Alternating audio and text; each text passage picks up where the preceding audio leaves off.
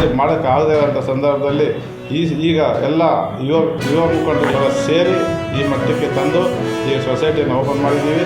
ಈ ಉದ್ಘಾಟನೆಯನ್ನು ಜನವರಿ 5ರಂದು MTV ಶುಭಮೇರು ಕಲ್ಯಾಣ ಮಂಟಪದಲ್ಲಿ KR ಮೇಲೆ ಅದ್ದೂರಿಯಾಗಿ ಮಾಡಬೇಕು ಅಂತ ತೀರ್ಮಾನ ಮಾಡಿದ್ವಿ. ಇವೆಲ್ಲ ಬಂದು ಇದನ್ನೆಲ್ಲ ಮಾಡಿಕೊಡ್ತಾರೆ ಅಂತ ನಾವು ಅಂದ್ಕೊಂಡು ಎಲ್ಲರನ್ನೂ ಇದನ್ನು ಅತಿಥಿಗಳಾಗಿ ಅವರ ಮನವಿಗೆ ಕರೆ ಕೊಟ್ಟು ಎಲ್ಲ ಕಾರ್ಯಕ್ರಮನ ಹಮ್ಮಿಕೊಂಡಿದ್ದೀವಿ. ಈ ಕಾರ್ಯಕ್ರಮಕ್ಕೆ ಅತಿಥಿಗಳು ಹಾಗೂ ನಮ್ಮ ಸಮುದಾಯದ ಅಕ್ಕಪಕ್ಕ ತಾಲೂಕಿನ ಎಲ್ಲ ನಮ್ಮ ಸಮುದಾಯದ ಬಾಂಧವರು, ನಮ್ಮ ಮುಖಂಡರುಗಳು ಎಲ್ಲ ಬಂದು ಯಶಸ್ವಿ ಮಾಡಿಕೊಡ್ಬೇಕು.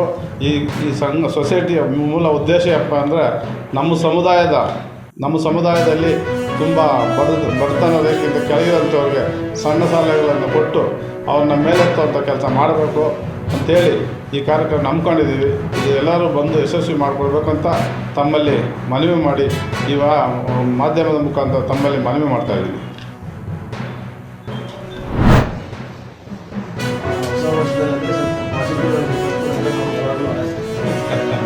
ಏನಂದರೆ ವಾತಾವರಣ ಹಾಗೆ ಬರಲಾದ ಕಾರಣ ನೆಗೆಟಿವಿಟಿ. ಬಟ್ ಇಲ್ಲಿ ನಮ್ಮದು ಕರ್ತವ್ಯ, ನಿಮ್ಮದು ಕರ್ತವ್ಯ ಇದೆ, ಎಲ್ಲರಿಗೂ ಒಳ್ಳೆಯದಾಗಲಿ ಅಂತ ಹಾರೈಸ್ತಾ, ಗೊತ್ತಿರೋ ಹಾಗೆ ಕಳೆದ 4-5 ದಿನದಿಂದ BJPಯವರು ಭಾಳಷ್ಟು ಪ್ರಯತ್ನಗಳನ್ನು ನಡೆಸಿದ್ದಾರೆ. ಹೈಕಮಾಂಡನ್ನು ಹೆಚ್ಚಿಸೋಕ್ಕೆ, ನಮ್ಮ ರಾಜೀನಾಮೆ ಕೊಡಿಸಲಿಕ್ಕೆ, ಮತ್ತು ಖರ್ಗೆ ಸಾಹೇಬ್ರ ಹೆಸರನ್ನು ಬರ್ಬೋದ ಅನ್ನೋ ಒಂದು ಸಂಚಯನ ನಡೆಸಿದ್ದಾರೆ. ನಾನು ಹೋದ ಬಾರಿ ಕೂಡ ನನ್ನ BJPಯವರಿಗೆ ಹೇಳಿದ್ದೆ, BJPಯವರು ಸ್ವಲ್ಪ ಯಾಕೆ ಹೋಮ್ವರ್ಕ್ ಸರಿ ಮಾಡ್ತಾ ಇಲ್ಲ. ವಿಜಯೇಂದ್ರ ಅವರಿರ್ಬೋದು, ನಾರಾಯಣ ಸ್ವಾಮಿ ಚೆಲುವಾಗಿ ಅವರಿರ್ಬೋದು, CT ರವಿ ಅವರಿರ್ಬೋದು, ಸ್ವಲ್ಪ ಹೋಮ್ವರ್ಕ್ ಎಲ್ಲ ಕರೆಕ್ಟಾಗಿ ಮಾಡ್ಕೊಂಡು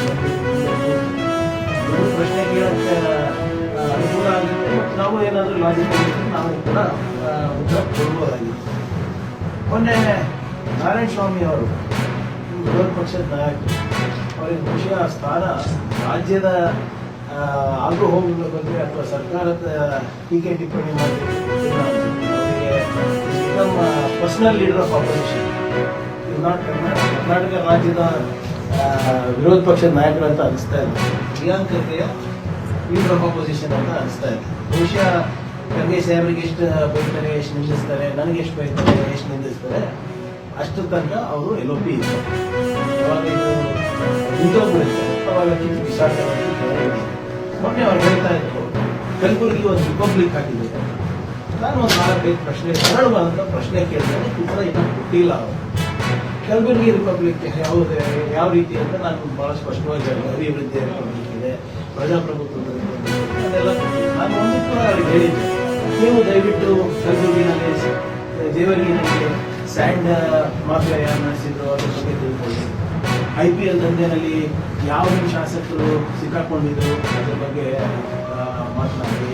CBIನಲ್ಲಿ ರೈತರ ಹೆಸರಲ್ಲಿ ವಂಚನೆ ಮೇಲೆ ಸಾಕ್ಷಿಗೆ ಆಗಲಾಗಿದೆ, ಅವೆಲ್ಲ ತಿಳ್ಕೊಳ್ಳಿ ಅಂತ ಅದ್ರ ಬಗ್ಗೆ ತಿಳ್ಕೊಳ್ಳಿಲ್ಲ.